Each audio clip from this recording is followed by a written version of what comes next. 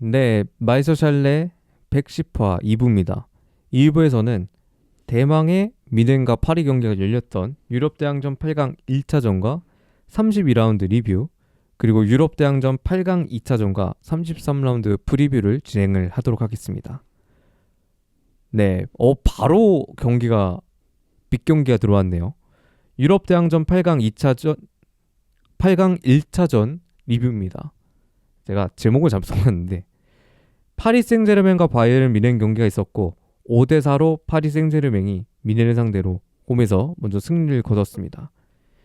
이 경기에서는 이제 팀 상황을 살짝 말씀을 네네네네. 드리자면은 모두가 베스트 라인업으로 나왔고요.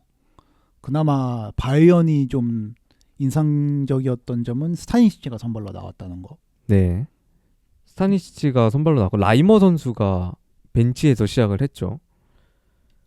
그리고 이제 파리 생제르맹도 이제 비교적 풀전력에 가까운 선수들을 내보냈는데 이제 이 경기를 제가 기억을 하는 거는 비티냐 선수가 결국에는 나왔어요. 그때 주영님이 비티냐 선수가 못 나올 것 같다고 말씀하셨던 거 안 믿는다고 하셨었잖아요. 네, 이거 적중했더라고요. 적중했습니다. 네, 그래서 비티냐 선수가 선발로 나왔던 팔이고 미네는 이제 무시알라 선수가 선발로 올라온 거를 사실 그나브리 선수가 그동안 나왔으니까 그나브리의 부상으로 무시알라가 선발로 나온 것을 제외를 하고는 거의 베스트에 가까운 라인업이 꾸려졌습니다. 그래서 이 경기에 대한 간단한 설명을 해보자면 골이 워낙 나와서 설명할 게 많네요. 14분에 디아스가 피케를 얻어낸 것을 케인이 선제골을 기록을 했고요. 24분에 흐비차가 ZD골을 기록을 하면서 1대1, 그리고 33분에 주앙 레베스가 코너킥에서 헤딩골을 기록을 하면서 2대1이 됐고요. 41분에 올리세가 동점골을 기록을 했지만 45 플러스 1분에 덴벨레가 PK로 역전을 했고 56분에 흐비차, 58분에 덴벨레가 추가골을 기록하면서 5대2까지 끌려갔습니다. 하지만 65분 키미의 프리킥을 우파메카노가 헤딩으로 마무리하면서 추격골을 기록을 했고요. 68분에 케인의 롱패스를 디아스가 좋은 터치와 마무리로 5대4를 하면서 경기가 숨 돌릴 새도 없는 5대4로 끝이 났습니다. 9골이 들어갔어요. 9골이. 네, 타임라인 설명하는데 이렇게 숨이 막히는 건 오랜만이네요. 재밌었던 거는 4강에서 한 경기에 나온 최다골이 그 전 기록이 지난 시즌에 그 인테르와 바르셀로나가 한 경기 이제 4대3으로 해가지고 7골이 있었잖아요. 그렇죠. 그게 타이 기록이었는데 9골이 그거를 깨버렸는데 그것도 2골로 깨버린 거예요. 최다골을. 대단하네요. 그래서 정말 너무 재밌는 경기였고 보면서 진짜 새벽이라서 소리를 지를 수는 없었지만 소리 없는 아우성을 네. 하루 종일 지르고 있었던.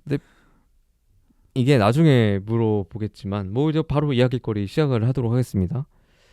이게 팬 입장에서 봤을 때 재밌는 경기라고 하셨는데, 그러니까 저는 제 3자 입장이니까 재밌는 경기였지만 팬 입장에서도 마냥 재밌는 경기였나요?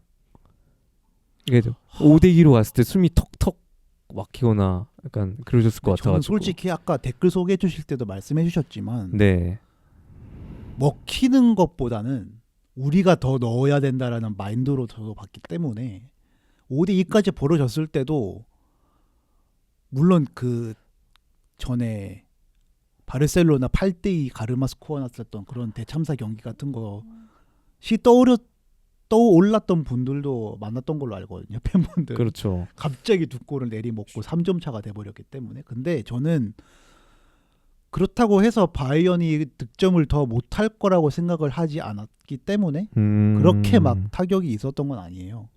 그래서 중요한 거는 더 빨리 추격골을 넣어야 넣고, 네.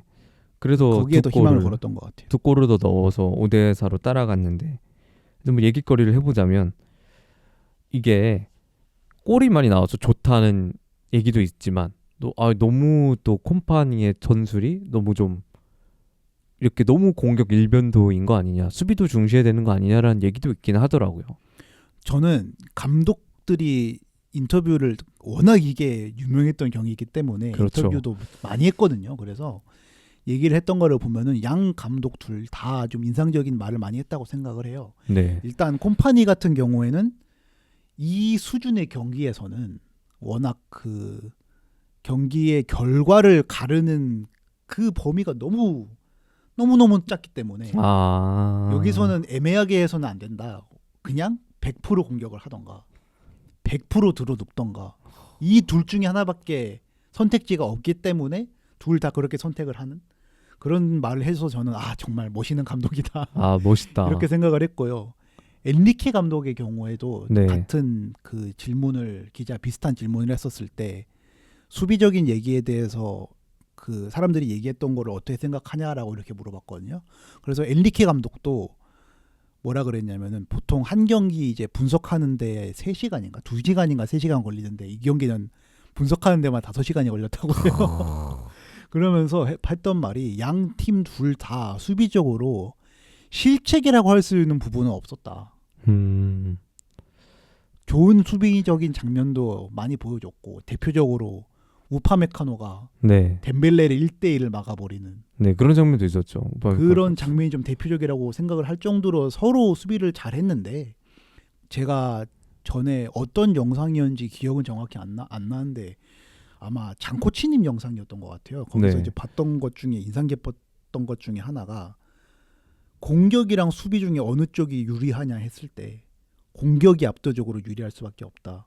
그 이유가 수비는 아무리 공격수가 공을 달리고 드리블을 하고 있다고 해도 뒷걸음질을 치고 있는 입장이기 때문에 불리하다. 네, 불리하다라는 내용을 제가 봐서 그게 되게 인상이 깊었거든요. 그래서 이거는 수비가 못했다기보다는 공격을 잘했다는 입장에도 저는 동의를 하는 네. 쪽이고요. 저도 골 장면들을 복귀해 봤을 때 다 공격수가 잘해서 너무 잘 차서 뭔가 먹혔다는 느낌이 들긴 하더라고요. 그래서 마지막 골 디아스 골이 정말 지금 회자가 많이 되고 있잖아요. 그렇죠. 환상적인 터치 이후에 그 마르키뉴스 속이려고 페인트로 치고 한 번 하는 것도 그렇고 고속으로 꽂아 넣어가지고 사포노프가 못 맞게 찬 것도 그렇고 정말 그게 오프사이드였으면은 두고두고 아쉬웠을 것 같은. 그것도 그래서 VAR 본 이후에 했으니까. 발끝 차이로 온사이드였잖아요. 그래서 그렇죠. 정말 볼거리가 너무 재밌는 경기였고 아쉬운 점을 굳이 꼽을 만한 게 있을까 싶을 정도의 경기였다. 네. 그렇게 생각합니다. 그러면 이제 바로 긍정적인 점으로 들어가 봐야 될 것 같은데 이제 이 경기에서 혹시 미넨이 좀 긍정적인 점이 있었다 하면은 어떤 게 있을까요? 저는 이거는 바이언만의 긍정적이었던 점이라기보다는 그냥 양쪽 다 스코어가 보여주듯이 공격수들이 퀄리티를 너무 잘 보여준 경기였다. 저도 동의를 합니다. 일단 저쪽에는 이제 덴벨레, 흐비차 같은 좋은 윙어들도 있지만 바이른 민에서도 어쨌든 올리세, 디아스 이런 선수들이 굉장히 좋은 폼을 보여주면서 골을 기록하기도 했고 저는 둘 중에 우위를 꼽으라고는 못 꼽을 것 같아요. 저도 둘 다 그냥 뭐 어떻게 비교를 해야 될지 모르겠습니다. 둘 다 잘해. 불가능할 것 같고 네. 정말 저는 제일 감탄했던 거는 흐비차 첫 번째 골. 구석으로 그 골이 스타니시 제끼고 네, 스타니시 제낀 게 되게 지금 극찬을 받고 있거든요. 한번 안쪽으로 그러니까 그 골대 쪽 공격하는 쪽 말고 우리 진영 쪽으로 한 번 딱 틀어가지고 수비수가 역동작에 걸리게 한 다음에 바로 치고 들어가가지고 네. 그냥 그 맨투를 제껴버리는 그 장면이 저는 정말 진짜 흐비차가 진짜 잘하는구나 감탄을 했던 장면이고 저는 좀 축구 보면서 아쉬울 만한 점은 좀 실수로 들어갔을 때라던가 차라리 좀 오심 같은 좀 억까골 억까가 되게 기분이 나쁜데 이런 골은 솔직히 기분이 나쁘지도 않아요. 그러니까 제가 정말 잘하네. 그래. 막을 수가 없다. 이거는 수비수한테 그러니까 저도 느끼지만 천재지변 같은 골이 그렇죠. 있어요. 잘하네. 인정해야지. 근데 저는 세트피스 골들 제외하면은 네. 그 인플레이로 들어간 골은 다 그렇다고 생각을 해요. 이번 경기 같은 경우는 이번 경기 같은 경우는 막을 수가 없다. 그 다 올리세 동점골 같은 경우도 그 4명 사이 공간에서 왼발각 찾아가지고 한 번 그 왼발 찰 수 있는 각도로 딱 그 한 번 터치만 하고 바로 차가지고 골키퍼 역동장 걸려가지고 들어갔잖아요. 그렇죠. 이거는 수비를 탓할 수가 없다. 너무 잘 찼다. 그래서 정말 2차전이 더 기대가 되는 긍정적이었던 점은 그랬던 것 같아요. 네. 그럼 반면 이제 아쉬웠던 점도 당연히 있었을 것 그렇죠. 같은데요. 바이언 팬들이 공통적으로 생각하는 아쉬웠던 점은 저는 어쨌든 스타니시치가 스타니시지. 다른 선수들에 비해서는 아쉬웠다라고 생각이 들 것 같은데. 그죠, 저 댓글에도 있었죠. 근데 저는 앞서서 말씀드렸던 것처럼 수비적인 부분은 그냥 어차피 상대의 공격수가 너무 잘하기 때문에 그거를 못 막았다고 비판할 수는 없을 것 같아요. 오히려 저는 아쉬웠던 부분은 공격적인 부분에서 오? 스타니시치가 아, 찬스를 좀 많이 놓치는 그렇죠. 걸 보여줘서 좀 컷백을 해야 되는데 못했다거나 뭐 그 패스가 길어가지고 끊겼다거나 그런 점에서 저는 스타니시치가 한계점을 좀 보여줬다고 생각을 해요. 이게 이 선수의 최대 능력치다. 그래서 바이언에서 라이머를 제끼고 우풀백을 선발을 먹을 수 있는 실력은 아니다. 그렇다고 스타니시치가 00년생이거든요. 그렇죠. 나이가 엄청 적은 것도 아니고 엄청 많은 것도 것도 아니고. 아닌 딱 그 정도 나이이기 때문에 여기서 또 기하급수적으로 발전을 할 수 있는 가능성은 좀 적어 보여서 뭐 극단적인 분은 바이언 수준의 선수가 아니다. 이렇게 근데- 말씀을 하시는 분도 저는 보긴 봤는데 네, 그 정도는 아니죠. 주전은 그건 얘기가 맞다고 네. 생각을 해요. 주전을 그렇죠. 뛸 정도는 아니지만 어쨌든 서브는- 백업으로서는 저는 이 정도 퀄리티면은 충분히 데리고 있을 만한 선수라고 생각을 하고 그래서 오히려 2차전에는 정말 라이머와 폰지 풀백을 보고 싶어요. 그렇죠. 그래서 어쨌든 스타니시 선수가 좀 아쉬운 모습을 보여줬다는 걸 동의를 하는데 저희가 궁금한 거는 노후이어 선수가 이 경기 좀 실점을 했잖아요. 노이어 선수 관련된 얘기 많이 나온 기록도 0선방 5실점. 네, 그것 때문에 저는 그것도 언급이 많이 되는데 저는 그것도 마찬가지라고 생각을 해요. 수비랑 마찬가지라고 생각을 하는 게 물론 노이어 선수면은 막아줄 거라는 기대를 할 수 있죠. 팬 입장에서는. 근데 네. 그거는 막는 게 그 특이점인 거지. 그 구석으로 다 그렇죠. 차긴 했어요. 생각해 그거를 못 보면. 막는다고 뭐라 할 정도는 저는 아닌 것 같아요. 그러니까 워낙 노이어 선수가 보여주는 고점이 있어가지고 저희가 그 고점을 가지고 생각을 하면서 그래도 노이어였으면 하나는 막아주지 않았을까라는 기대감을 가지고 좀 이 결과에 대해서 약간 실망을 하는 걸 텐데 저도 그게 좀 크다고 생각하거든요. 노이어라면 막아줬을 텐데. 최근에 봤던 것 중에 하나가 노이어가 자신의 바이언 커리어에서 이제 최고 선방을 탑 10을 한번 꼽았던 적이 있거든요. 네. 그래서 그거 보면은 충분히 그런 말씀을 할 수 있어요. 그런 걸 다 막던 골키퍼이기 때문에. 근데 이거를 못 막았다고 비판할 부분은 아닌 것 같아요. 잘 찼다. 못 라고 막게 말할 찼다. 수밖에 없는 거겠죠. 그리고 막 PK 같은 경우도 그래, PK는 뭐 방향을 읽었잖아요. 방향을 읽었는데도 못 막는 거는 그게 잘 찬 거지 뭐. PK가 공격수에게 유리한 룰이기 때문에 어쩔 수 없다고 생각을 하고. 그리고 저는 무시알라 선수가 좀 이 경기 개인적으로는 아쉬웠던 것 같아요.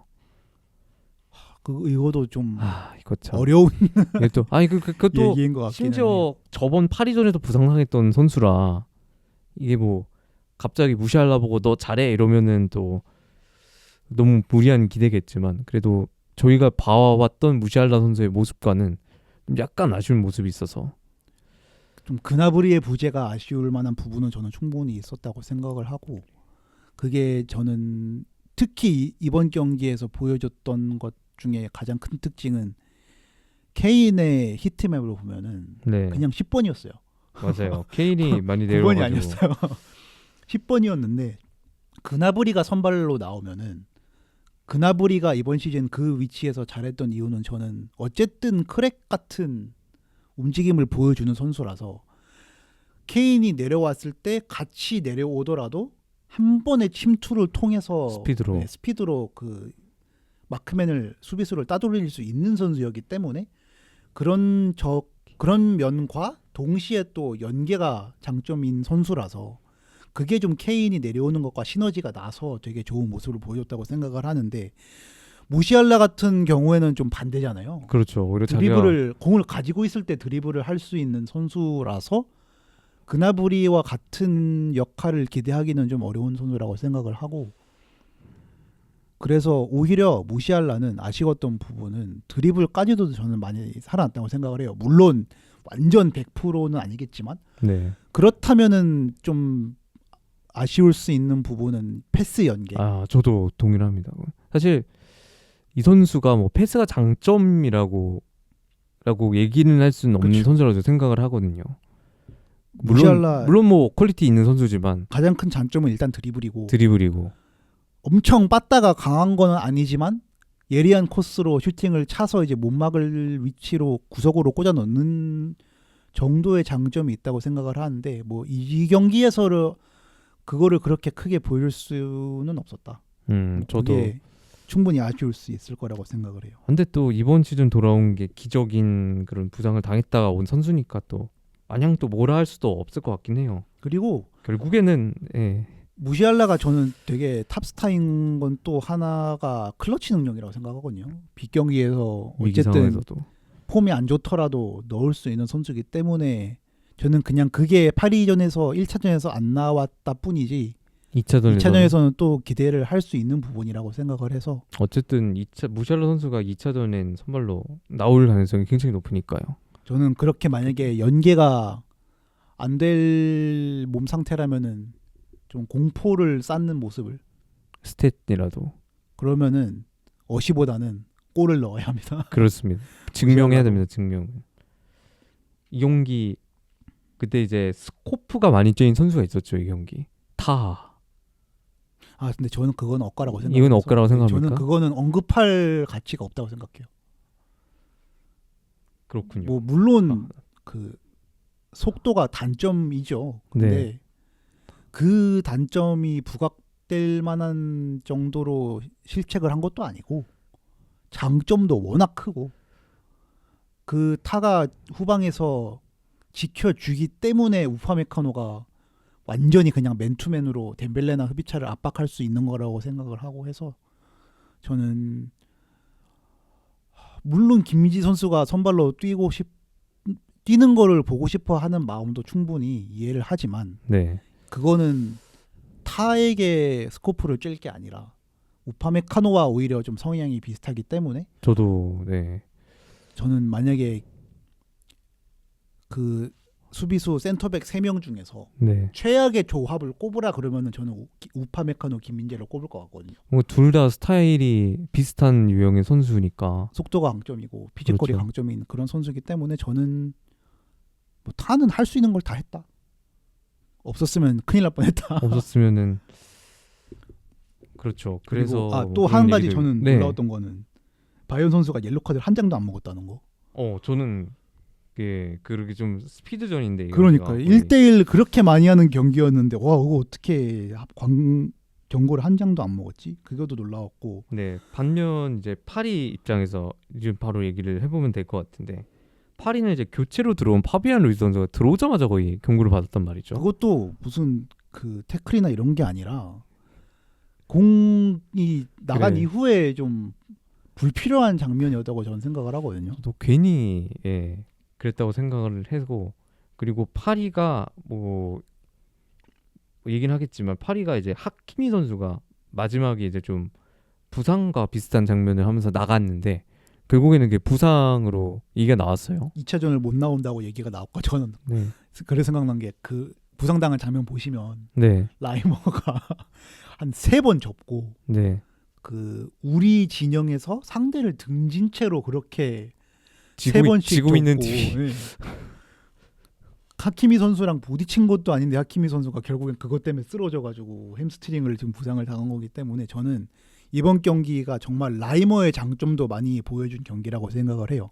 그렇죠. 라이머 선수가 제가 가장 불안한 부분은 아까 말씀드렸다시피 옐로 카드를 많이 받을 수 있는 그런 선수라는 게 가장 불안하긴 한데 이 정도로 경기를 치러준다면은 저는 2차전은 무조건 선발로 나가줬으면 좋겠고 네, 어쨌든 딴 것보다도 경합을 절대 안 지더라고요. 맞아요. 그 라이머의 장점이 50대 50공이라고 하잖아요. 좀 그 50-50 루즈볼 같은 거 루즈볼 떨어질 때. 같은 한 명이 소유가 확실하게 소유를 하고 있는 그런 공이 아닌 상태에서 경합을 하는 거를 다 따내더라고요. 아 정말 이 선수가 왜 이번 시즌 사람들이 그렇게 살아났다고 했는지를 정말 잘 보여준 경기라고 생각을 하고 그렇기 때문에 2차전은 좀 기대가 됩니다. 네. 하키미 그때는- 선수가 만약에 못 나온다면 그 틈을 파고들 수 있는 선수가 저는 라이머든 폰지든 하키미가 아니기 때문에 그 부분을 이용할 수 있을 거라고 생각을 해서 물론 부상 당하면 안 되죠. 근데 그렇죠. 뭐 상대 선수의 부상은 안타깝지만 어쨌든 이기고 올라가는 상대이기 때문에 좀 미는 입장에서 부담이 줄어드는 건 사실이니까. 그렇습니다. 네. 오히려 극찬인 거죠. 그렇죠. 너무 잘하기 때문에 극찬인 거죠. 부상밖에 막을 도리가 없다. 뭐 그런 얘기 같고. 파리에서 혹시 그러면 상대팀 얘기를 해볼 텐데 인상 깊었던 선수는 뭐 많겠지만 있을까요? 저는 딱 한 명 꼽으라면 누누 멘데스일 것 같아요. 누누 멘데스. 그렇죠. 이 올리세와의 경합이 어떻게 될 것인가가 되게 초미의 관심사였잖아요. 네. 물론 올리세한테 많이 뚫리기도 했지만 막는 장면도 많았고 오히려 누누 멘데스가 올리세를 뚫는 장면도 있었고 그래서 올리세를 무조건 1대1을 100% 막는 선수라고 할 수는 없겠지만 어쨌든 자신의 장점도 너무 잘 보여준 경기였기 때문에 이래서 지금 이번 시즌 그냥 세계 최고 왼쪽 풀백이라고 얘기를 듣는구나라고 얘기를 많이 들으면서도 그 누누 멘데스를 1대1로 뚫어내는 올리세를 보면서 정말 뿌듯했던 진짜 웅장한 맞대결 아니겠습니까? 세계 최고의 우윙하고 세계 최고의 레프트백의 맞대결인데 가슴이 웅장해지네요. 솔직히 2차전 더 기대됩니다. 솔직히 뭐 100% 막아내는 방패가 어디 있고 100% 뚫어내는 창이 어디 있겠습니까? 저는 그리고 이 1대1 말씀드린 김에 그 전술 분석하는 영상에서 봤던 내용 중에 제일 재밌었던 게 네. 보통 그렇게 올리세가 공을 잡아서 우리 진영 선수들이 수적 우위를 이제 만들어내기 위해서 그 지원을 간다고 하면 그렇죠. 올리세 쪽으로 가서 올리세 주변에서 수적 우위 만들어서 풀어 나올 수 있을 그림을 만들 것 같잖아요. 네. 이번 경기는 오히려 반대쪽으로 밀었대요. 아, 올리세를 1대1 하라고. 와, 그거 보면서 진짜 감탄했어요. 이제 믿는 것도 그렇죠. 있고 올리세의 능력을 그만큼 믿는다는 얘기도 있고. 2대2보다 1대1이 더 낫다. 우리 수적 우위보다도 1대1이 더 낫다. 이 의미이기 때문에 정말 올리세가 이 팀의 핵심이구나. 이런 것도 많이 느꼈고. 그런데 또 결과물을 만들어냈으니 그렇죠. 또. 득점 하나 했고. 정말 대단한 선수들이라는 생각이 들고 엄청난 경기였다는 생각이 들고 저희가 나중에 2차전 프리뷰를 하겠지만 2차전도 너무 기대가 되는 경기입니다. 그래서 미넨과 파리의 난타전은 여기까지 리뷰를 하도록 하고 그 다음 경기는 이제 유로파 리그 경기인데요. 브라가 프라이부르크의 경기는 브라가가 2대1로 승리를 거두는 결과가 나왔습니다. 브라가는 팀 내 최다 득점자 잘라자르라는 선수가 복귀를 했고요. 프라이부르크는 유로파 8강전 때 쓰던 라인업을 그대로 들고 나왔습니다. 8분에 이제 마켄코 선수가 이 경기는 이제 귄터든 선발로 나왔는데 클리어링 미스를 하면서 브라가의 데미르에게 티즈나즈라는 선수가 선제골을 기록을 했고요. 16분 상황에 그리포가 동점골을 기록을 했지만 45분 플러스 1분에 리나라트가 피케를 줬지만 아투볼로가 피케를 또 막아냅니다. 저는 이게 이 경기가 그나마 이 정도로 끝날 수 있었던 핵심이었던 것 같아요. 네, 아투볼로가 막더라고요. 이걸 또. 하지만 90 플러스 2분에 아투볼로가 미숙하게 세컨볼을 처리를 하면서 도르겔레스한테 실점을 하면서 경기가 2대1로 끝났습니다. 근데 아투볼로 이건 근데 저는 아투볼로가 좀 억울하다고 저는 생각하는 입장입니다. 이게 장면을 보면은 수비가 앞에 지나가고 있었거든요. 그 때문에 공을 놓쳤을 확률이 높다. 보다가 누가 슈를 때리는데 갑자기 이랬는데 공이 나타나면은 잡을 수 있는 사람이 몇이나 있겠습니까? 그리고 결과론적인 얘기지만 제가 방금 말씀을 드린 이유가 뭐냐면 PK 못 맞고 여기서 세컨볼 처리 잘하는 거 선택할래 그러면 저는 무조건 이 결과 선택했을 것 같거든요. 저도. 그래서 저는 뭐 어쨌든 패배긴 하지만 홈에서 2차전을 치르기 때문에 네. 희망을 좀 많이 걸 수 있는 그런 결과를 잘 뽑아냈다고 생각을 하고요. 그리고 유로파여도 4강이면 어느 팀이 이기는 게 이상하지가 않잖아요. 그렇죠. 그 상황에서 최선의 결과를 가져와야 하는 게 저는 중요하다고 생각을 해서 프라이부르크 입장에서는 패배가 아쉬울 수 있겠지만 그래도 결과가 나쁘지는 않다 이렇게 생각해요. 또 프라이부르크는 어쨌든 홈에서 강세를 보이는 팀이기 때문에 물론 진 결과는 아쉽지만 극장골 실점은 굉장히 아쉽지만 저도 뒤집을 저력이 있다는 팀이라고 생각을 해서 어쨌든 이제 프라이부르크는 남은 코인은 유로파밖에 없기 때문에 더 집중할 수 있게 된 게 아닌가라는 생각을 해보고 있습니다. 그리고 프라이부르크가 우승을 하면은 챔스에 가기 때문에 물론 이제 결승전에 노팅엄과 빌라의 상대를 만나겠지만 충분히 가능성이 있다고 생각을 하거든요. 단판이니까. 그래서 프라이부르크의 선전을 또 기원을 해보고 또 이것도 나중에 프리뷰를 또 해보겠습니다. 그럼 이제 리뷰 32라운드 리뷰에 들어가기 전에 앞서서 저희가 승부 예측을 한 게 있는데 이번 주는 처참하게 망했습니다. 단도직입적으로 말해서 처참하게 망했습니다, 진짜. 그래서 저번 회차에 저희가 대은님, 저하고 주영님, 베네님 이렇게 네 분이 와서 했는데요. 그때 이제 결과를 얘기해 드리면은 제가 우니온 쾰른 스코어를 맞췄고 호펜하임 슈바벤 승부패를 맞췄고요. 그리고 베네님이 이제 우니온 쾰른 브레멘 아우크스부르크 승부패를 맞추셨고 대은님이 우니온 쾰른 1대1 이제 무승부를 맞추셨습니다. 그거 빼고 없습니다. 다 이제 한 개, 두 개씩으로 경기가 6경기를 했는데 경기가 처참하거든요. 이 어떻게 된 일인지 리뷰를 통해서 간단히 풀어보도록 하겠습니다. 첫 경기부터 3대3 경기가 나왔어요. 그리고 이 경기 전에 이제 앞서서 얘기를 할게 독일도 이제 노동절이라 국제 노동절이죠. 그래가지고 금요일 경기가 없었습니다. 한국으로는 토요일엔 새벽 경기 없었고 첫 경기부터 좀 혼란스러운 경기가 이어졌습니다. 그래서 그런지 바이에른 뮌헨과 하이덴하임이 3대3 무승부를 거뒀습니다. 일단 이 자리 빌어서 바이언 팬 개인이지만 벨페 팬들에게 네. 사죄의 말씀을 숨통을 끊어놓지 못한 죄. 제가 되게 자주 했던 말이 강등이 확전난 팀의 고춧가루가 무섭다, 맵다. 제가 이런 말 되게 많이 했거든요. 근데 하이덴하임은 지금 확정은 아니니까. 확정이 아니잖아요. 네. 오히려 살아나고 있습니다. 있는 입장인데 그래서 무섭더라고요. 근데 저는 이 경기는 결과가 아쉽다는 생각은 전혀 안 들고 그리고 제일 얘기할 거리는 고레츠카가 멀티골을 넣었다는 거. 깜짝 놀랄 일이었죠. 그래서 타임라인 뭐 간단히 얘기를 해보도록 하겠습니다. 22분에 이제 하이덴하임의 코너킥 이후 흐른 공이 이게 어떻게 하다가 상대 선수 앞으로 가서 지바디 선수가 선제골을 기록을 했고요. 31분에 좀 상대 선수가 이제 크로스 좀 롱포를 올렸는데 타가 이걸 쫓아가다가 많은 모습이 좀 있었어요. 그래가지고 딩크치가 우르비 제치고 골을 기록을 했고요. 그러면서 2대 0이 됐는데 44분에 고레츠카가 미친 프리킥 골을 기록을 하면서 한 골 따라왔고 57분에 밀러가 빙의한 고레츠카가 코너킥에서 골을 기록을 하면서 2대 2가 됐습니다.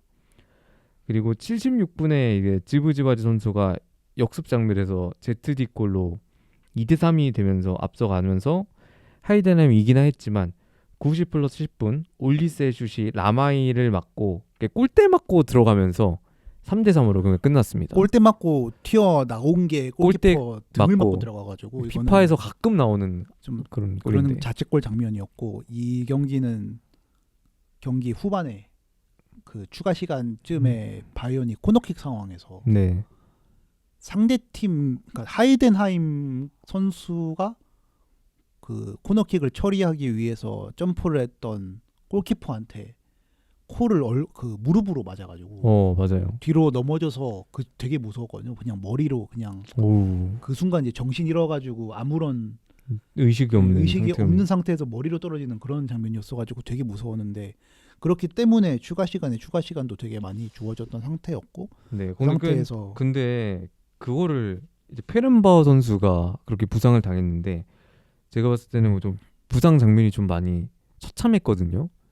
그래서 좀 피도 나고 엄청난 장면이 양쪽으로 나는데 그거를 코가 부러진 것 같은데 그거를 양코를 맞고 뛰더라고요. 저는 이거는 좀 이건 좀 비판받아야 할 부분이라고 생각을 하는데 그게 선수가 뛰고 싶어 한다는 건 알겠지만 이건 좀 선수를 보호를 해줘야 되지 않아라는 생각이 좀. 그래서 그러고 나서 그 이 골 동점골 들어가기 직전에 한 번 더 그냥 앉아 있었어요. 맞아요. 피가 다시 나가지고. 에휴, 그래서 감독이 나오라고 돌아서 나오라고 네. 얘기를 하는데도 그냥 선수가- 결국에 마지막까지 다 뛰었거든요. 안 나갔거든요. 그거는 선수가 그렇게 하고 싶어도 팀 입장에서 빨리 들어가서 끌고 나와야죠. 진짜 이거는 선수의 생명에 있어서 위협이 되는 부분이기 때문에 이거는 좀 저도 보면서 좀 마음이 편치 않았던 것 같습니다.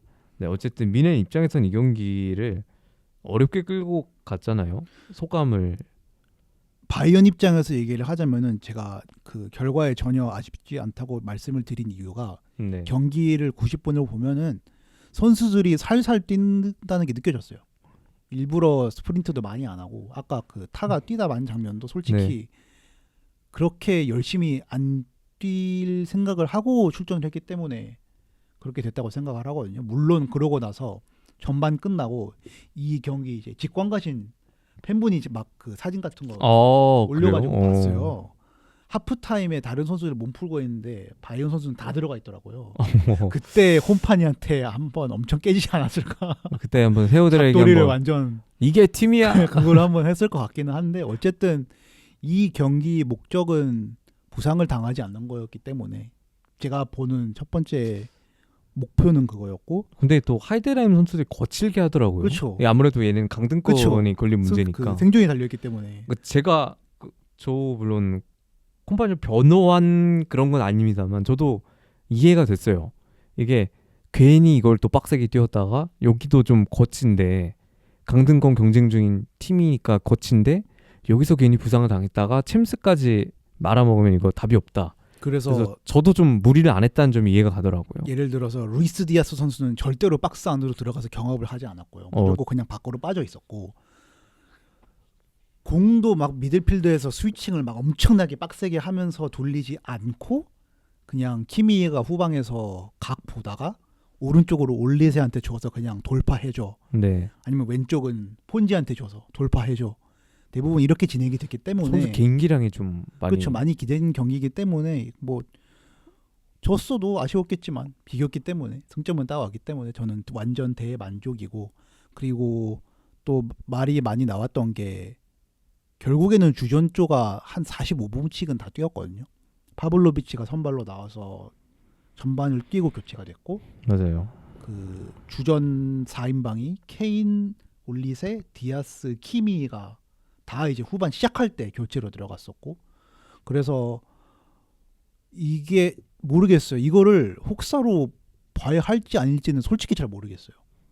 그러니까 이제 좀 비판하는 쪽에서는 이거 괜히 경기를 잡으려고 주전조를 투입했다라는 얘기도 있더라고요. 근데 저는 아니, 그거는 깔끔하게 포기를 하면 할 것이지. 그거는 동의를 하지 않는 게 지난 경기도 그랬고 네. 지고 있다는 이유로 주전조를 투입을 했다면은 전반 끝나고 그 교체로 빠진 주전조도 계속 다 뛰었을 거라고 생각을 하거든요. 대표적인 게 파블로비치고. 파블로비치. 그래서 이거는 결과와 상관없이 투입을 하는 거라고는 생각을 하고 그리고 이 45분 뛴 거를 과연 그 혹사라고 봐야 될지. 혹사라고 봐야 하나 이거는 저는 진짜 모르겠습니다. 물론 당연히 팀 입장에서는 그 경기 양을 조절하는 사람들 다 있을 거 아니에요. 그렇죠. 다 체계적으로 계획을 하면서 선수를 내보내기 때문이죠. 그렇기 때문에 다 그렇게 45분씩만 뛰키는 거라고 생각을 하는데 뭐 그렇다고 혹사라고 비판을 하는 사람들 입장이 이해가 안 되는 것도 아니지만 그래서 좀 어려운 문제라고 생각을 합니다. 그래서 뭐 이 경기는 사실 하이덴하임도 정말 대단했던 경기였거든요. 이제 아무래도 하이덴하임 입장에서는 이 경기를 잡고 가면은 볼프스부르크와 승점이 동일해지기 때문에 25점으로 그렇기 때문에 목숨을 걸면서 했던 경기였는데 이 경기 결국 통안에 무승부를 거두면서 이제 자력 그런 잔류는 좀 불가능하게 된 느낌입니다. 사실 원래도 아니었지만 그러면서 애초에 거의 확정이라고 생각을 했는데 말도 안 되는 런을 보여주면서 5경기 막 2승 2무씩 하면서 그러고 골을 올린 거잖아요. 그래서 네. 확실히 저력은 보여줬지만 좀 마지막에 아쉬워하는 모습을 보는 거는 좀 마음이 아프긴 했습니다. 네, 좀 역부족이었다는 생각이 들긴 하더라고요. 어쨌든 팀 체급 자체가 높은 팀은 아니었다 보니까요. 그리고 바이언 입장에서 또 하나 할 만한 점은 지난 경기랑 이번 경기 둘 다 선발로 나온 은디아이라는 그 선수. 선수가 있는데 확실히 온도불은 괜찮은 것 같거든요. 볼을 돌리거나 아니면 탈압박하는 거는 괜찮은데 제일 잘 보였던 약점은 경합을 못 이기더라고요. 상대방이 압박하면은 다 쓰러지더라고요. 그러니까 좀 더 몸을 키워야 된다. 이거를 몸을 키워야지 살아나는 건지 아니면 진짜 그냥 경험을 쌓는 것밖에 방법이 없는지는 잘 모르겠지만 07년생이라 뭐 이해는 되지만 그래서 그거를 확실히 좀 보완은 해야겠다. 몇 그런 번 생각은 많이 임대를 보내면서 이런 거는 실전 경험 같은 거를 주는 수밖에 없을 것 같아요. 이거는 사실 07년생 선수한테 갑자기 뭐 너 잘해 이러길 기대하는 것도 좀 그렇고 좀 사실 그만큼 지금 좀 부상자가 많은 미넨의 문제가 대변이 됐던 게 아닌가 싶긴 합니다. 그러면서 이제 이 경기는 마무리를 하면 될 것 같고요. 그 다음 경기 노답팀이네요. 프랑크푸르트 대 함부르크가 2대1 승리를 거두면서 프랑크푸르트는 유럽 대항전 진출에 빨간불이 켜졌습니다. 팡풋은 요즘 자꾸 좀 포메이션이라고 할까요? 그 선발 명단에 변화를 계속 주고 있는데 이번에는 또 풀백 아멘다, 센터백 스킬이라는 좀 많은 변주를 줬습니다. 그래서 타임라인을 보자면은 48분에 우준 선수가 한 앞에 전반에 슛을 한 3개 때렸는데 드디어 넣으셨고요. 하지만 51분에 이제 그랜백 선수가 동점골을 기록을 하면서 1대1이 됐습니다. 그리고 59분에 그랜백이 킬패스를 주고 파비오 비에이라가 역전골을 기록하면서 1대2가 됐고 그리고 90 플러스 12분에 크리스텐센 선수가 상대 선수의 역습을 막다가 퇴장을 당하는 모습이 있었는데 제가 봤을 때 팀이 망조가 들었습니다. 얘기를 해보지만 이거 굳이 안 걸어도 되는 그런 파울이었거든요. 근데 굳이 걸어서 퇴장을 당한 거는 뭔가 팀 분위기가 좋지 않다는 게 좀 보여서 좀 많이 부정적인 경기였던 걸로 생각이 듭니다. 그래서 뭐 이 경기는 뭐 우준이 골을 넣었다는 점은 좀 긍정적인 사실이지만 좀 확실히 수비 쪽에서는 이게 좀 약간의 아쉬움이 있던 경기였고요. 그리고 그랜백이 저는 프랑크푸르트 말고 예전이 아니지 지금 소튼도 하고 있으니까 얘가 소튼 잠깐 임대 왔었어요. 그냥 작년에 그래가지고 한 몇 경기 진짜 다크 템플러 못 하다 갔는데 이 선수 뛰는 거를 처음 봤어요. 이 선수 뛸 수 있었구나. 골드까지 넣는 거 보고 얘한테 골 먹히네. 약간 분했습니다. 먹혀도 이 새끼한테. 근데 또 잘하더라고요. 1골 1어시를 경기 기록을 하게 됐고 또 이 선수를 저희가 소튼에서는 윙으로 써가지고 좀 많이 헤맸는데 또 중앙 미드필더 자리에 넣으니까 또 킬패스 줄여서 잘해가지고 이 선수도 완전 영입되지 않을까라는 생각을 하고 있습니다. 그리고 파비오 비에이라는 너무 잘하고 그래서 좀 저는 아쉬운 거는 이제 에븐 우탈립이나 좀 이런 식으로 좀 많은 안 쓴 공격진들이 있어요. 그 후보로 맨날 나온 애들.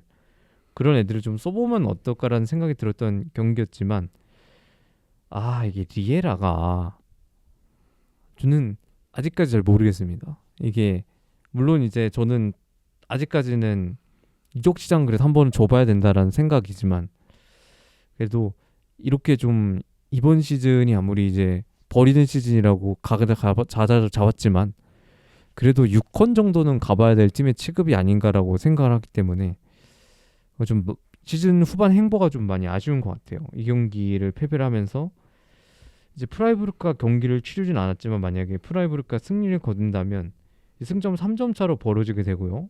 7등과는. 그래서 좀 아쉬운 경기였습니다. 함부르크를 상대로 이렇게 져버린 것은. 그리고 이제 함부르크에서는 좀 토르나리가 선수를 포함해서 또 이 경기 그랜백 야타 선수가 좀 가벼운 부상을 당한 것으로 보여서 함부르크는 이 경기 물론 이제 토르가리가 나가면서 부슈코비치가 교체로 들어왔지만 좀 부상 선수는 아쉬웠던 경기가 됐을 것 같아요. 다만 함부르크는 이 경기를 승리를 하면서 사실상 거의 잔류를 확정지은 느낌입니다. 저는 이거는 그 영향도 있다고 생각을 해요. 노리는 위치가 어느 정도인가. 그래서 팡풋은 더 높은 위치를 바라봐야 하기 때문에 좀 실험적인 그런 거를 많이 시도를 할 수밖에 없는 상황이라고도 생각을 하고, 그렇죠. 함부르크 같은 위치에 있는 팀이면 오히려 다음 시즌을 위한 데뷔. 베스트 11을 좀 공고히 하는 그 작업을 하는 과정이라고도 저는 생각을 할 수 있을 것 같거든요. 그래서 함부르크도 최근 나온 선수들 보면 다 라인업도 비슷하게 나오고 무시코비치가 돌아온 것도 되게 큰 호재일 테고, 그래서 저는 충분히 아쉬울 수 있을 거라고 생각을 하고, 이걸로 만약에 이렇게 안 먹혔는데 이거를 고집을 한다면 그것은 아쉬움이겠지만, 해봤는데 안 돼서 이제 또 다음 경기에 다른 모습 보여주면은 저는 이 경기도 충분히 가져갈 수 있는 부분이 있을 거라고 생각을 하거든요. 네. 팡풋이 그래도 7, 8위는 노려서 유럽 대항전 정도 나갈 수 있는 결과를 냈으면 좋겠습니다. 네. 다만 문제인 거는 지금 선발 라인에 든 선수 중에 다음 시즌 남은 천일 사람이 몇이나 될지 감도 안 잡힙니다. 많이 보이긴 하죠. 솔직히 그 6번도 그렇고 굉장히 좀 애매한 선수들이 많은 스쿼드이기 때문에 어쨌든 이적 시장을 좀 잘 보내야 됐다는 생각밖에 안 듭니다. 요즘은 이적 시장 하나만 보고 있기 때문에 빠른 처리가 이루어졌으면 좋겠네요. 그 다음 경기는 이제 너무 재밌는 경기가 또 있었는데 호펜하임 대 슈트가르트. 심지어 이제 호펜하임과 슈트가르트 감독이었던 일처와 헤네스가 이 경기를 미니 파리 대 미넨이다라고 얘기를 했더라, 기자회견에서. 이제 그 정도로 3대3 재밌었던 경기고 양 팀의 챔스권 경쟁에 있어서 매우 중요했던 경기입니다. 7분에 이제 크라마리치 선수가 혼전 상황 흘러나온 공을 마무리하면서 이 경기 이제 직전에 그 저희가 전광판으로 띄워주잖아요. 그럼 거기에다 재계약 오피셜을 띄우면서 시작을 했더라고요. 7분 만에 선제골을 기록했고 크라마리치가.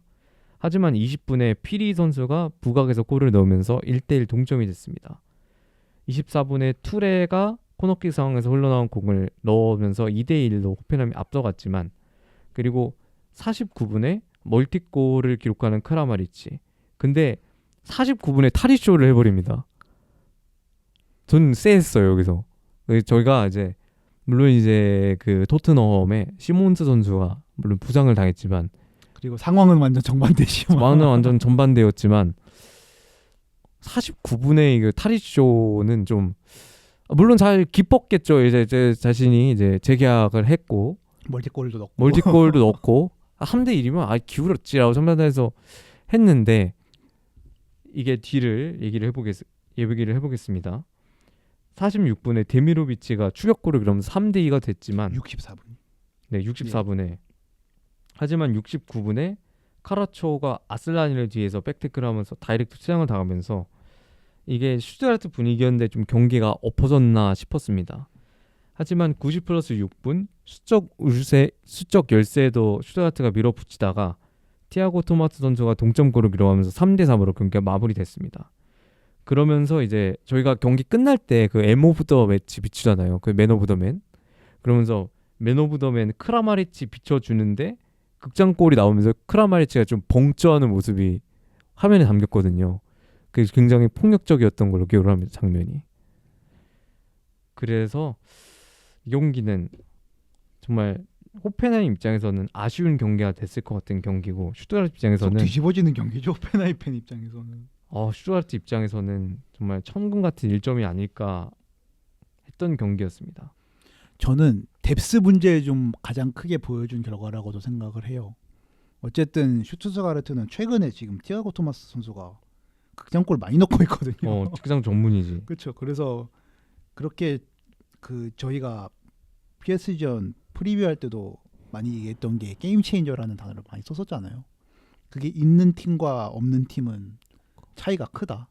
한 명이 더 많더라도 어쨌든 주전이 90분을 다 뛸 수는 없죠. 힘들기 때문에, 그래서 그 부분에서 호펜하임은 좀 다음 시즌을 어떻게 대비해야 될지를 많이 보여준 경기라고 생각을 하고 네, 그 반면에 이제 슈투가르트는 좀 게임 체인저가 많았는데 어쨌든 교체로 들어간 데미로비치도 그렇고 티아고 토마스도 그렇고 다 한 골씩 넣어줬거든요. 그런 거를 생각을 해보면 호펜하임이 정말 말씀대로 다음 시즌 유럽 대항전에 진출할 텐데 그것에 대비해서 좀 많은 스쿼드 뎁스를 벌축을 해야 될 것 같다는 생각이 듭니다. 그러면서 이제 두 팀이 각각 이제 슈투가르트는 5위, 호펜하임은 6위에 머무르면서 둘 다 승점 58점으로 동일하게 됐습니다. 그리고 이거 이제 레버쿠젠만 웃었죠 이거. 그 다음 경기가 이제 레버쿠젠과 네, 있었기 때문에 그 네. 경기는 있다가 그렇죠. 그리고 그 다음 경기는 이제 우니온 베를린과 켈른의 경기였는데 이 경기는 2대2로 비기면서 우니온 베를린의 에타 감독이 첫 번째 승점을 따냈던 경기였습니다. 켈른은 이제 뭐 제로톱처럼 경기가 나왔어요. 그러면서 빌터하고 엘말라하고 카민스키 이런 선수들이 돌아가면서 톱을 보는 느낌의 경기를 치렀고, 예, 정우영 선수는 부상이라 명단 제외가 근데 또 한편으로는 훈련 복귀를 했는데 이 경기 명단 제외가 됐다는 얘기도 있더라고요. 아직 몸 상태가 완전하지 않다고 판단한 것 같습니다. 그래서 타임라인이 간단을 읊어보자면 33분에 빌터 선수가 친정팀이었던 우니온 베를린 상대로 골을 기록하면서 노세레모니를 했고요. 61분에 엘말라가 추가골을 기록을 하면서 리그 11번째 골을 기록을 했습니다. 음해를 내도 이렇게 잘하면, 아니 근데 데뷔 시즌에 11골 좀 대단하지 않나요? 또 어디 상대로 넣냐 저는 중요할 것 같기는 해요. 이건 나중에 한번 저희가 결산 때 한번. 결산 때 이거 나중에 키커 랑리스트에 100% 나오거든요. 엘말라. 그래서 그것도 좀 따져보도록 하겠습니다. 73분에 톰 로테 선수가 코너킥에서 추격골을 넣으면서 이제 1대2로 따라가기 시작하고 89분에 이제 부르츠 선수가 니어포스트로 중거리골을 넣으면서 분데스리가 데뷔골을 기록하면서 2대2로 경기가 마무리됐습니다. 저는 이 두 팀이 지금 중위권에 있는 이유를 보여준 경기 같아요. 어쨌든 서로 이렇게 골을 넣을 수 있는 능력은 있지만 지키는 건 또 그렇죠. 못하는. 그것도 힘들고 그리고 마지막까지 가져올 만한 그 아쉬움도 있는, 그 가져오지 못하는 아쉬움도 있는 그런 모습을 보여줬기 때문에 저는 베를린이 따라간 것도 정말 대단한 것 같긴 합니다. 네, 그러면서 이제 우니온 베를린은 이 골을 통해서 제가 여기 안 적었지만 잔류를 저기 사실상 확정지었고 켈른도 물론 승리를 거뒀다면 잔류가 확정지었겠지만 죄송합니다. 그러면서 켈른은 아쉬운 결과가 됐어요. 이길 수 있었다면 좋았겠지만 하지만 두 팀이 승점을 나눠 가짐으로써 잔류엔 좀 더 가까워진 모양새가 되었습니다. 그리고 에타 체제에서 첫 번째 승점을 따내면서 이 경기가 이제 여성 감독 첫 승점 획득 사례가 된 게 아닌가란 생각이 듭니다. 그 다음 경기는 이제 베르더 브레멘 대 아우크스부르크, 아우크의 3대1 승리로 끝이 났고요. 이제 24분에 카데가 선제골을 기록을 했고 또 이제 45 플러스 3분에 헤딩으로 카데가 멀티골을 기록을 했고요. 48분에 은진마 종식 잘 뚫어놓고 1대1 날리기 또 나왔고요.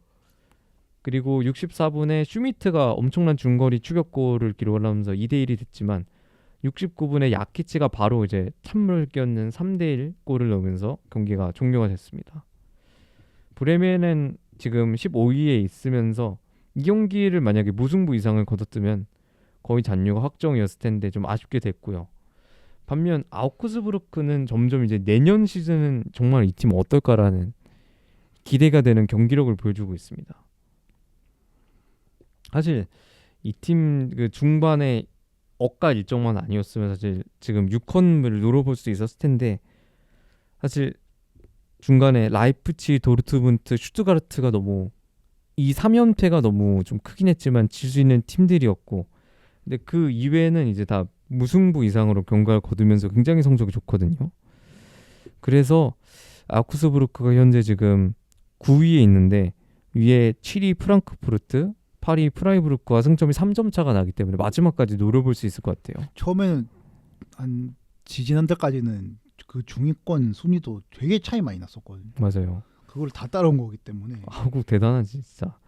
사실 아웃국을 시즌 초반에 거의 아이패드볼 안에서 프리뷰했을 때는 이번에 진짜 가는 거 아니냐라는 얘기를 했었는데 마인츠도 그렇고 이런 팀들이 올라온 것은 정말 감독 교체가 얼마나 중요한지를 단적으로 보여주는 예 같아요. 저는 그리고 스쿼드가 얼마나 퀄리티가 있었는지도 되게 중요하다고 생각을 하는 게 마인츠가 대표적인데 지난 시즌 그 결과를 냈던 스쿼드가 그대로인과 마찬가지였는데도 성적이 그렇게 안 좋았던 거잖아요. 그래서 그렇죠.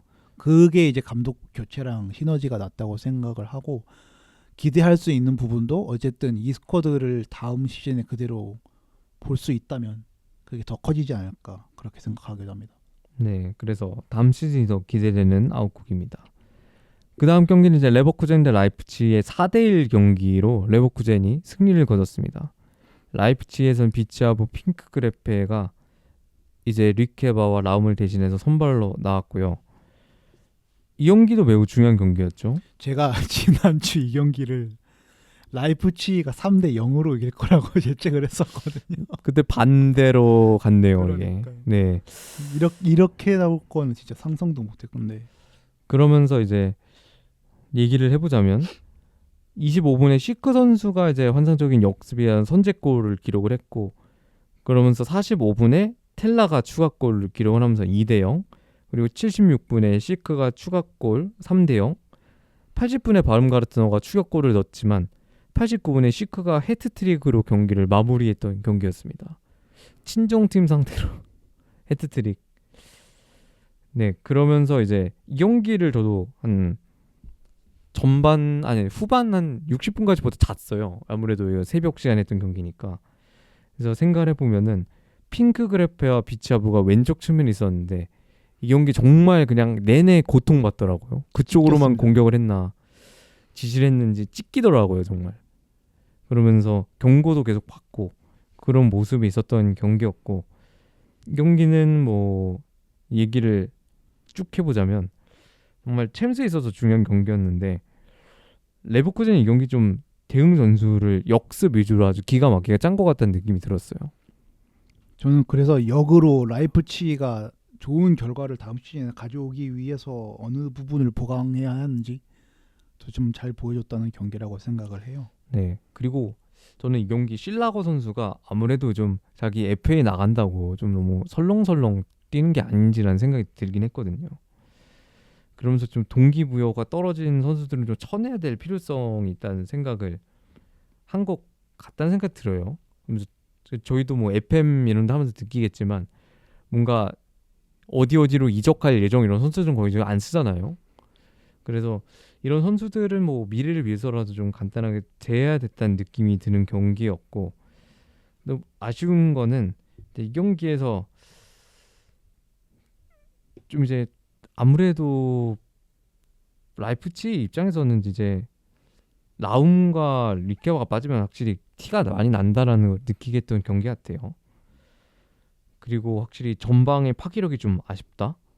누사 선수도 이 경기는 공을 좀 많이 끌다가 뺏기는 모습이 있었고 호물루 선수는 좀 상대팀이 일정 이상이 되면 좀 지워지는 느낌이 있던 경기였던 것 같아요.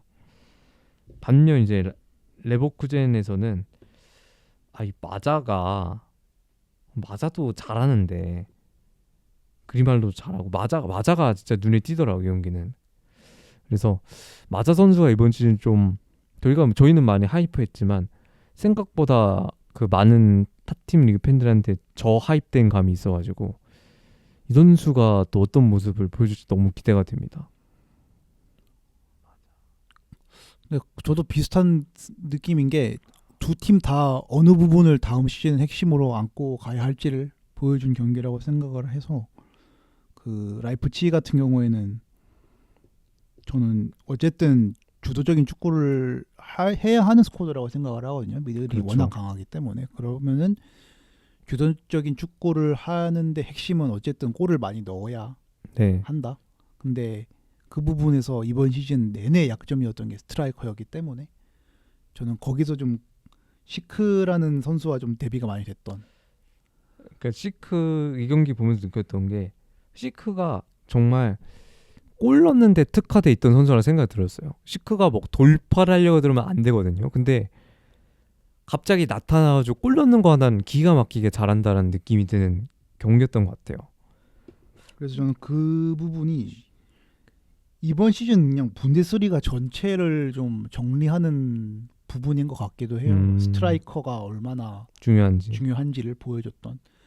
지금 강등권에서 좀 힘들게 싸우고 있는 팀들은 전부 다 스트라이커가 아쉽기 때문에 좀 확실히 그 부분을 라이프치히는 무조건 보강을 해야 된다고 저는 생각을 하고, 그리고 레버쿠젠의 경우에도 시크가 매 경기 이렇게 잘한 게 아니잖아요. 저번에는 그렇죠. 확실히 시크가 아쉬운 경기도 있었기 스트레스 때문에 타는 경기도 있긴 해서 그래서 그 부분을 좀 뎁스를 메꿀 만한 영입을 여름에 잘 한다면 그러면은 다음 시즌에 좀 핵심으로 안고 가야 될 부분이 어느 부분인지도 확실히 알 수 있을 것 같고, 물론 레버쿠젠 제일 중요한 거는 감독인 것 같긴 합니다. 다음 시즌이 어떻게 되는지. 그런데 이거를 아니야 근데 자르겠죠 히울만을. 이 경기 물론 이제 승리를 거두면서 이제 굉장히 유리한 고지까지 왔거든요 레버쿠젠이. 하지만 이게 웃긴 게 지금 감독이 잘하면은 감독이 잘리는 아이러니한 상황이 왔기 때문에 저는 아름다운 이별이 낫다고 생각하기 아름다운 때문에 이별. 박수 칠 때 떠나라. 그렇죠. 유종의미를 챔스 거두고 보냈으면 고맙고 떠나라. 거기서 구질구질하게 더 하려고 생각하느니 좀 그렇죠. 마무리라도 잘 해서 떠나는 게 저는 더 예쁜 그림이라고 생각을 해서, 이 경기가 그 아까 말씀드린 슈바벤과 호펜하임 경기가 비기고 레버쿠젠이 이 경기 잡는 바람에 4, 5, 6위가 58점으로 다 동률이거든요. 역대급 꿀잼 라운드. 진짜 두 경기 남았는데 챔스 싸움이 이렇게 미정인 적도 오랜만에 보는 것 같아요. 네. 그래서 이따 프리뷰 때도 얘기하겠지만 또 이 맞대결이 슈바벤은 있어요. 네. 또 다음 경기도 되게 큰 산이 남아있기 때문에 저는 레버쿠젠이 그 경기까지 잡는다면 정말 챔스 싸움은 유리하게 갈 수 있다. 이 기대되긴 합니다. 그러면서 아주 재밌는 지금 4위 싸움이 이루어지고 있습니다. 장크트 파울리아 마인츠, 메넨글라드바흐 대 도르트문트, 프라이부르크 대 볼프스부르크는 녹음일 기준 아직 실시되지 않은 경기입니다. 제일 아쉽습니다. 제일 지금 강등권 그 두 팀이 경기를 안 해가지고 다음 주에 얘기를 해야 된다는 게 아쉽긴 한데 뭐 네. 다음 주에 얘기하면 되죠. 네. 그래서 뭐 이 경기들 저희가 리뷰를 못하는 건 좀 아쉽지만 뭐 밤사이 무슨 결과가 있을지 저도 모르겠습니다만 기대가 되는 건 맞습니다. 그럼 바로 이제 유럽 대항전 4강 2차전 프리뷰로 들어가도록 하겠습니다. 경기들은 각각 5월 7일, 8일에 치러집니다. 첫 번째는 챔스 2차전 운명의 맞대결 미넨 대 파리 생제르맹 경기입니다. 저는 이 경기도 9골이 안 나올 거라는 보장을 못 하겠어요. 이 경기도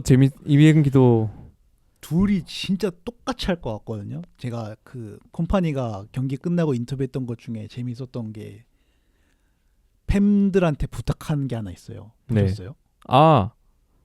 복던 것 같은데 얘기를 하시면은 그 경기 당일 날에 직관 오려는 사람들 중에 그 심장 몸 상태 별로면은 오지 마라. 예고했구나. 제일 몸 좋은 사람한테 티켓 양도해서 우리 완전히 7만 5천 명이 요새를 만들어야 된다 이렇게 얘기를 했었거든요. 그래서 뭐 저는 이 1차전 결과가 만족스러웠던 이유 중에 하나가 또 콤파니 감독이 없었는데 그럼에도 그렇게 두 골을 따라갔다는 게 지금 팀 상태가 얼마나 좋은지를 보여주는 장면이었다고 생각을 하기 때문에 그에 반해 2차전은 홈에서 감독도 정상적으로 있는 맞다. 상태. 감독 돌아오지. 그 두 개가 저는 되게 핵심이라고 생각을 하고 나머지는 그냥 1차전이랑 비슷하게 갈 것 같아서 저는 제일 크게 바라는 점은 승차는 안 갔으면 좋겠어요. 이런 경기가 승차로 결정난다는 게 전 너무 아쉽거든요. 이게 누군가의 실수로 인해서 이게 그쵸. 승차라는 게 어쨌든 누군가가 실수를 해야 끝나기 때문에 끝나는 거니까. 그리고 저번 주 프리뷰 때도 말씀해 주셨던 게 사포노프가 승차를 참 잘한다. 맞아요. 부분도 얘기를 했었고 물론 우리도 노이어긴 하지만 사포노프가 잘 맞긴 하더라고요. 그쵸. 그래서 저는 딴 것보다 승차를 그리고 경험한 선수도 그렇게 많지는 않다고 생각을 하거든요. 그래서 바이언 베스트 11에서 만약에 승부차기를 간다. 그러면은 믿고 맡길 선수 그래서 생각해 보면은 공격진 3인방 케인 올리세 디아스와 키미 정도? 키미 정도. 그 이외는 뭐 타 우파 노이어? 센터백이고 노이어가 차는 그러니까요. 노이어가 찰 것 같은 느낌이. 제일 믿을 만한 선수가 노이밖에 없어요. 그렇죠. 다섯 번째로 5명 딱 5명이네. 그러느니 제발 그냥 승차가기 전에 끝내줘라 이런 마음이 네. 가장 크고요. 그리고 아까 말씀드렸다시피 하키미 선수가 딱 그걸 얘기하려고 그랬는데. 그게 가장 큰 부분일 것 같고 그러면서 이제 우측 풀백에는 자이레 에메리 선수가 나오고 저는 파비안이 들어올 것 같아요. 그렇죠. 그 자리에 중원에. 풀백 대안보다는 그 대안을 위해 대안으로 띄워야 하는 파비안 선수가 가장 큰 분수령일 것 같아요. 그 위치를 바이언에서 담당하는 거는 파블로비치이기 때문에 그 둘의 싸움도 되게 재밌을 것 같고 그렇기 때문에 저는 예측은 못하겠고요. 네, 이걸 어떻게 예측합니까? 이건 절대 예측은 못할 것 같고 사실 진다고 예상해도 이상하고 이긴다고 예상해도 이상해가지고 이거는 예측을 자제를 하도록 하겠습니다. 이겼으면 너무나도 좋겠습니다. 그래도 저도 이겼으면 좋겠습니다. 어쨌든 이게 개수하고도 관련이 있지만 저는 분데스리가 팀이 잘하면 기분이 좋거든요. 그렇기 때문에 저도 승리를 기원하고 엄청나게 재밌는 경기가 될 것 같아서 이 경기는 좀 라이브로 볼 생각이 조금 있습니다. 물론 좀 힘들겠지만 새벽에 보면은 그래서 축구팬 누구도 실망하지 않을 경기가 될 것 같다는 생각이 들고 이런 경기는 라이브 보셔야 돼요.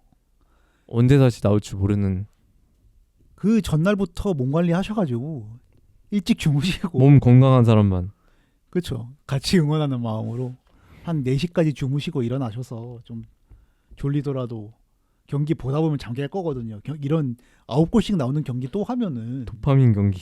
잠이 안 잘 수가 없거든요. 그래서 저는 다 같이 보고 바이언 응원해 주십시오. 네, 뭐 그래도 보도록 하겠습니다. 두 번째는 이제 유로파 경기인데 프라이부르크 대 브라가. 프라이부르크가 홈에서 브라가를 역전을 위해 다시 상대를 하게 됐습니다. 저는 이것도 마찬가지로 4강까지 올라왔으면은 모른다고 생각하거든요. 그러니까 무조건 50대 50 정도라고 생각을 하거든요. 어디 홈이든 간에. 맞아요. 그러면은 프라이부르크는 강점을 훨씬 더 살려야 하고 그렇기 위해서는 어쨌든 지금까지 홈에서 보여준 게 있기 때문에 네, 계속 그거를 꾸준히 보여주고 아투블루는 정신 좀 차리고 투블로. 근데 제가 봤을 때는 진짜 아까도 얘기를 하셨지만 그 PK 먹혔으면은 오히려 더 먹혔을 것 같거든요.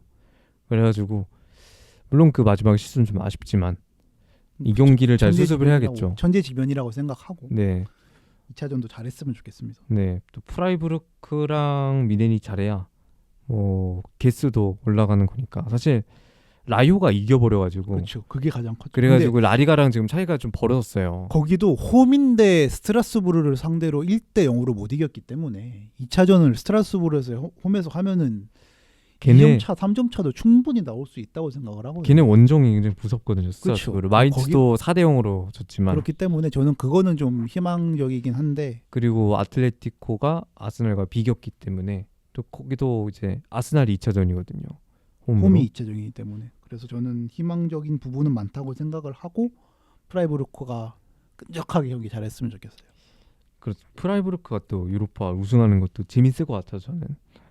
그래서 두 팀의 승리를 응원을 해보도록 하겠습니다. 유로파리그 반대쪽도 간단히 보면 네. 노팅엄 홈이었는데 노팅엄도 1-0으로밖에 못 이겼어요. 원정 가서 진짜 어떻게 될지 모르지. 빌라 원정도 진짜 어떻게 될지 모르겠기 빌라 원정도 때문에 빡세지. 이거는 반대쪽이 어느 쪽에 올라올 거라고는 장담을 못 할 것 같고 네. 또 6호는 또 글라스노가 잘하던 또 먹으러 가시나 또. 그래서 좀 신기합니다. 그 동네는. 그렇습니다. 유로파엔 에메리가 있고 그쪽에는 글라스노가 있고 너무 신기한 대진들입니다.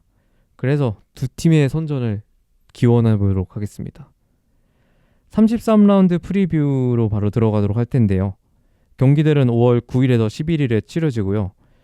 프리뷰에서는 뭐 저희가 하는 승부 예측 그대로 진행을 해보도록 하겠습니다. 이번 주간의 메인 매치는 도르트문트 대 프랑크푸르트, 슈트가르트 대 레버쿠젠 경기입니다. 첫 번째 경기는 이제 아우크스부르크와 메넨글라드바흐인데 9위와 14위의 경기입니다. 아우크군 이 경기 승리를 통해서 6권 막차를 노리고 있고요. 메넨그라드바흐는 이 경기 1점이라 뒀다면 잔류 확정입니다.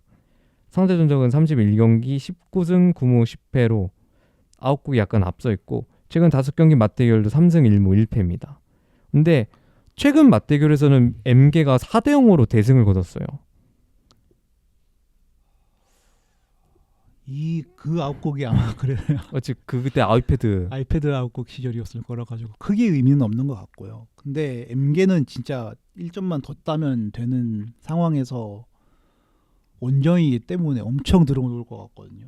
네. 아웃곡이 그거를 이제 뚫을 수 있느냐 마냐 싸움일 것 같은데 아무리 아웃곡이 지난 경기 잘했다고 해도 MG도 지금 뚫기는 쉽지 않을 것 같거든요. 그래서 이거는 어쨌든 한 골 싸움일 것 같긴 한데 이거를 저는 1대1 무승부 하겠습니다. 1대1 무승부요? 저는 2대0 무승부를 했는데 그렇다고 해도 아웃국이 요즘 경기력이 너무 좋고 이런 좀 팀들을 상대로는 체급으로 이길 수 있다고 생각을 해서 2대0으로 생각을 해봤습니다. 저는 1대1이랑 2대1 중에서 고민했는데 그래도 MG가 들어눕는 거는 뚫기 힘들 것 같아요. 좀 잔류를 위한 싸움이 더 처절할 것이다. 저도 그렇게 생각하면 맞는 것 같기도 하고 근데 저는 2대0을 일단 고수를 해보도록 하겠습니다. 그 다음 경기는 호펜하임 대 베르더 브레멘의 경기입니다. 브레멘이 지금 일정이 여기가 진짜 억가가 너무 심합니다. 지난 경기도 그렇죠. 이제 브레멘의 잔여 일정이 이제 브레멘이 2경기 남았는데요. 브레멘이 호펜하임을 만나고 그 다음 경기가 도르트문트입니다. 그래서 2패를 거둔다면은 마지막까지 강등 싸움을 할 수도 있어요. 밑에 팀들의 경기 결과에 따라. 그렇기 때문에 너무나도 중요한 경기인데 6위 대 15위 맞대결이고 호펜하임은 수적 우세에도 아깝게 슈트가르트를 놓쳤고요. 그래서 4위를 향한 마지막 제물로 이제 브레멘을 생각하고 있을 것 같습니다. 상대 전적은 32경기 13승 9무 10패로 호펜하임 약간 유리하고 최근 5경기 맞대결에서는 호펜하임이 4승 1패로 유리합니다. 저는 뭐 무난하게 체급 차이로 끝날 경기일 것 같아서 브레멘 입장에서는 아쉽겠지만 저는 3대0 호펜하임 승 보겠습니다. 3대0? 저는 그래도 2대1 정도로 호펜하임이 이길 것 같습니다. 브레멘이 뭔가 그래도 저력은 보여주지 않을까라는 생각은 들긴 하네요. 그 다음 경기는 이제 라이프치히 대 장크트 파울리의 경기입니다. 3위 대 16위의 경기고 라이프치히는 3위 확보까지 단 1볼을 앞두고 있고 파울리는 이제 볼프스와의 마지막 운명의 라운드를 앞두고 승점을 벌어야 되는 입장입니다. 상대 전적은 8경기 3승 2무 3패고 최근 5경기 맞대결은 2승 2무 1패로 의외로 라이프치히 쪽을 많이 기울어져 있지 않은 경기입니다. 근데 최근 5경기 맞대결에서 제일 5번째 경기를 보면은 10년 전에 10년 전 15-16 15-16 시즌에 2부. 두 팀 다 2부에 있을 때 치른 경기거든요. 그래서 네, 그런 경기가 사실 그때는 이제 라젠발이라는 팀 자체가 막 올라오던 막 인수했던 그때이기 때문에 저는 근데 이 경기도 어쨌든 체급 차를 뒤집기는 힘들어 보이고 파울리나 벨페나 어쨌든 둘 다 노리는 거는 같이 올라가거나 같이 떨어지거나 마지막 경기 전까지는 좀 그게 유지가 되기를 바랄 거라고 저는 생각을 하기 때문에 저는 그냥 이 경기도 무난하게 라이프치히가 좀 똑같이 3대0. 3대0. 네. 저도 파울리가 골을 넣을 것 같지는 않고 라이프치히가 저도 체급으로 이길 거라 생각해서 딱 무난한 2대0 정도로 예상을 해보도록 하겠습니다. 파울리가 지금 골을 너무 못 넣어서. 그 다음 경기는 볼프스부르크 대 바이에른 뮌헨입니다. 17위 대 1위 경기고 위에는 파울리, 아래는 하이덴하임, 좀 양쪽으로 위협을 받고 있는 볼프스부르크고요. 반면 뮌헨은 이 경기 전 파리와의 챔스 2차전을 치르고 오는 상태입니다. 최근 상대 정적은 37경기 1승 3무 32패로 폭격적이고요. 최근 5경기 맞대결은 5패입니다. 최근에는 이제 바이에른 홈에서 볼프스부르크를 상대로 뮌헨이 8대1 대승을 거뒀던 경기가 있습니다.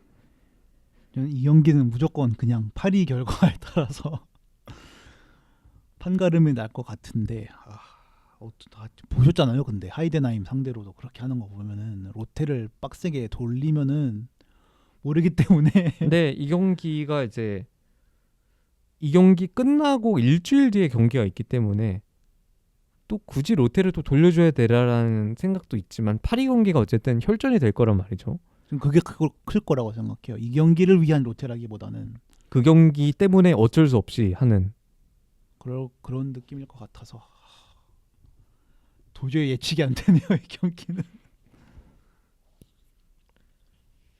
근데 저부터 일단 하면은 저는 2대3 아깝게 패하는 볼프스부르크 같은 모습이 나올 것 같습니다. 저도 볼프스부르크의 희망을 살리기 위해서 파울리도 패배로 예상을 했기 때문에 저도 여기서도 패배를 한다? 저도 2대3 할게요. 저도 2대3 2대3이 가장 가능성이 높을 것 같아요. 최종전까지 끌고 가나? 그래서 사실 오늘 이제 경기가 있죠. 사실 파울이랑 볼프스부르크는 각각 경기가 있는데 이게 최종전까지 갈지 정말 끝장전까지 갈지는 두고 봐야 될 문제인 것 같지만 오늘 새벽에 치르는 경기도 파울리도 마인츠랑 붙고 벨페도 프라이부르크랑 붙기 때문에 쉽지 않거든요. 그래서 저는 2패씩 하고 2패씩 하는 것도 전혀 이상하지 않을 거라 생각해요. 볼프스부르크 입장에서도 파울리 입장에서도 결국 끝장전에서 승부를 보는 게 그렇게 해서 그냥 자력으로 근데 경기 종료 하이덴하임 16등 하면 어떡하고 그러지 이상한 거죠. 그게 이상한 큰일 거죠. 나는 거죠. 사실 그게 그 올리스한테 골만 안 먹혔으면 가능한 시나리오였는데 그렇죠. 그렇습니다. 뭐 경기는 이렇게 하고 그다음 경기는 이제 함부르크 대 프라이부르크고 11위 대 8위의 경기입니다. 함부르크는 거의 잔류를 확정한 상태고 프라이부르크는 이 경기 전 브라가와의 경기를 치르고 오는 경기 일정이 있습니다. 이 경기도 브라가 경기 결과가 제일 중요할 것 같아요. 이기고 올라가면은 그만큼 뭐 프라이부르크도 원정이기 때문에 로테를 많이 돌리긴 할 것 같거든요. 이기든 지든. 근데 사실 로테 많이 돌리죠. 프라이부르크. 분위기 차이가 제일 클 것 같아서 이기면은 로테를 돌려도 이길 것 같고 떨어지면은 진짜 완전히 그냥 리그밖에 없으니까. 근데 리그에서도 뭘 또 따내기가 쉽지 않은 상황이잖아요. 그쵸. 그래서 그 부분에 동기부여가 확 떨어질 것 같아서 저는 프라이부르크가 브라가를 꺾고 4강 결승을 간다는 전제하에 그 희망을 품고 저는 0대1 프라이부르크 승리하겠습니다. 저는 함부르크 홈이 굉장히 세다는 걸 알고 있기 때문에 함부르크 당했던 입장으로서 1대1 무승부. 이게 프라이부르크가 아무래도 유로파를 뛰고 온 여파는 있을 것이다 해서 1대1로 예상을 해보도록 하겠습니다. 그 다음 경기는 쾰른 대 하이덴하임입니다. 레네 바그너 인감 체제에서 잔류를 확정지으려 하는 쾰른 대 미넨전 극장골을 실점하면서 비겨버린 하이덴하임의 라스트 코인 댄스입니다. 상대 전적은 5경기 1승 3무 1패고 뭐 동일합니다. 그리고 최근 맞대결에 18-19 2부에서 뛰었던 전적이 있네요. 그래서 뭐 사실 만난 지는 또 얼마 되지 않은 낯선 상대들입니다. 상대 전적이 최근 5개가 전부네요. 네, 5개가 정부여서 그냥 적었습니다. 그렇게. 저부터 하면은 무승부 나올 것 같아요. 1대1 무승부. 하이덴하임이 여기서 근데 쓰러진다. 결국에는. 쾰른이 막을 수 있을까요? 쾰른이 근데 인감 선임한 이후로 그러니까 뭔가 나아지긴 했어요. 많이. 잘하긴 했는데 하이덴하임을 근데 저도 비슷할 것 같아요. 저는 2대2 가겠습니다. 2대2? 둘 다 멀티골은 넣을 수 있을 것 같아요. 그렇다고 하이덴하임이 결국 실점을 안 할 것 같지는 않아서 저도 비슷한 생각입니다. 그래서 비길 것 같다는 생각이 들었고요. 그 다음 경기는 이제 마인츠 대 우니온 베를린입니다. 12대 12위의 경기고 뭐라 설명할 게 없는 상황입니다. 두 팀 다. 뭔가 그냥 6컨 아닌 것 같고 잔류는 강등은 아닌 것 같아서요 같은 상황이라 상대 전적은 13경기 1승 5무 7패 최근 5경기 맞대결은 3무 2패로 우니온 베를린이 좀 앞서 있습니다. 최근 맞대결에서는 2대2로 비겼습니다. 팀이. 저는 똑같이 2대2 하겠습니다. 2대2. 저도 이 두 팀은 무승부가 맞는 결과일 것 같아요. 1대1. 이게 바이언 팬에서 좀 분데스를 보다 보면은 바이언을 이제 자신의 홈으로 불러들이는 팀들은 대부분이 목표가 한번 꺾겠다 이거거든요. 네. 그래서 진짜 말도 안 되게 빡세게 한단 말이에요. 바이언 상대를 할 때면은. 근데 다른 팀 상대로는 이제 그렇게 슬렁슬렁. 안 할 것 같아서 저는 서로 막 그렇게 무리하지는 않을 것 같아요. 그렇다고 2골씩 못 넣을 능력도 아닌 것 같아요. 그래서 저는 2대2로 골랐습니다. 저도 뭐 비슷한데 근데 그렇다고 2골 넣을 것 같지는 않아요. 그래서 한 골씩 넣겠다 해서 1대1로 해봤습니다. 이번 주의 메인 매치입니다. 메인 매치는 첫 번째는 도르트문트 대 프랑크푸르트의 경기고 2위 대 부끄러운 7위를 하고 있는 프랑크푸르트가 만났습니다. 도르트문트는 동기부여가 떨어진 것처럼 보이지만 어쨌든 한 번씩 체급으로 누르고 있는 팀이고요. 프랑크푸르트는 최근 좀 많이 실망스러운 경기력을 보여주고 있는 상태입니다. 제가 대본에 버러지 같은 경기력을 보여주고 있다고 썼는데 뭐 틀린 말은 아니죠. 상대 전적은 33경기 19승 8무 6패로 도르트문트가 많이 앞서 있는 상태고 최근 5경기 맞대결도 3승 1무 1패입니다. 근데 이제 최근 2경기에 제가 비겼는데 포칼에서 프랑크푸르트가 패한 적이 있어가지고 최근은 또 3대3 맞대결이 최근 전적입니다. 아 여기 너무 어렵다. 저는 그냥 무난하게 2대1 도르트문트 승하겠습니다. 홈이기 때문에. 네. 아 근데 펑푸시 워낙 지금 쑥대밭이라 저는 이 경기 이길 것 같지가 않아요. 저는 리에라 감독이 또 이상한 실험 하나 할 수도 있다고 생각해요. 원정이기도 하고. 원정이기 때문에. 제가 홈이었으면 모르겠는데 이거 원정이라 저도 프랑크푸르트 손을 들 수는 없을 것 같습니다. 저는 3대1 도르트문트 승 해보도록 하겠습니다. 이러면 안 되지만 이겼으면 좋겠죠. 근데 이건 좀 현실적으로 최근 가능성이- 경기력으로는 좀 무리지 않을까라는 생각이 듭니다. 그리고 진짜 빅매치 나왔습니다. 슈트가르트 대 레버쿠젠 5위 대 4위의 경기입니다. 챔스 경쟁을 위한 진심 라운드고 슈트가르트는 수적 열세에도 무승부를 따냈고요. 오펜하임 상대로. 반면 이제 레버쿠젠은 숱한 음해에도 라젠바를 이긴 명장 히우만 감독의 지휘 아래 챔스를 향해 달려가고 있습니다. 상대 전적은 30경기 2승 9무 19패로 많이 기울어진 운동장 상태고요. 최근 5경기 맞대결은 1승 2무 2패로 레버쿠젠이 유리한 상황입니다.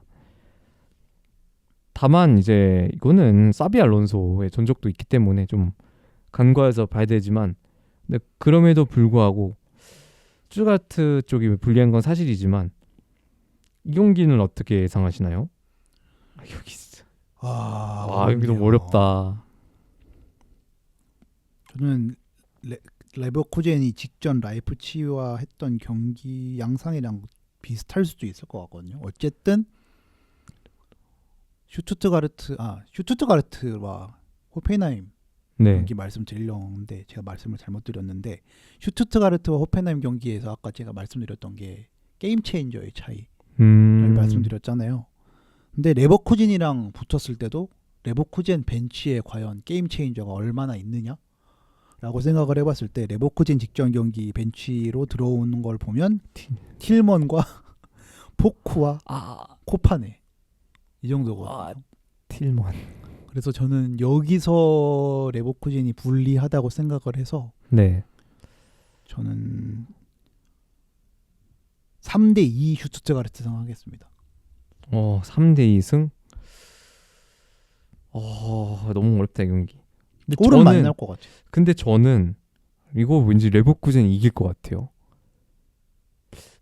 이런 재앙 감독들의 능력이 위기 상황일 때 빛을 발한다는 건데 저는 슈투가르트도 좋은 팀이지만 레버쿠젠 이런 역습 전술 같은 거를 제대로 한번 깎는다면은 충분히 슈투가르트 수비진이 좀 느린 편이기 때문에 센터백진이 그래서 충분히 해볼 만하다고 생각을 해서 저는 1대2 레버쿠젠 승 한번 해보도록 하겠습니다.